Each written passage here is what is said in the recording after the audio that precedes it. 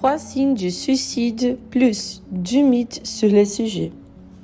Aujourd'hui, j'aimerais vous montrer 3 signes indiquant qu'une personne que vous aimez, ou même vous-même, est peut-être en danger, puis vous raconter du mythe classique associé à ce sujet. Le premier mythe consiste à parler des suicides ou des morts. Vous connaissez la diction « N'éveillez pas les chats qui dorment ». Cette diction ne s'applique pas lorsqu'il est en question de suicide. C'est même tout le contraire. Les personnes qui disent qu'il vaudrait mieux être mortes, qui ont envie de mourir, qui pensent à se tuer, ont 30 fois plus de chances de s'y suicider. Ne l'ignorez donc pas lorsque l'un de vos proches vous dit quelque chose de ce genre. Parlez-lui plutôt et l'aidez à la chercher de l'aide. Le deuxième mythe concerne les symptômes de la dépression. Plus de 90% des personnes qui tentent de se suicider souffrent de la dépression. C'est horrible, car la dépression est une maladie horrible.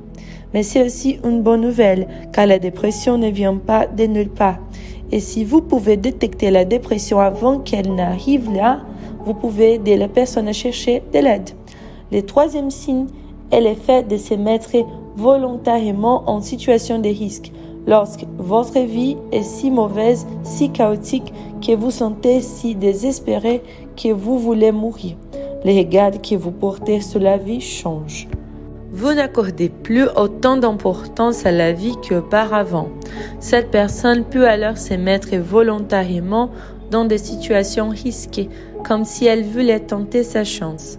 Conduire, buer, jouer avec une arme à feu, chercher une dispute, se promener à l'aube dans un endroit dangereux, etc.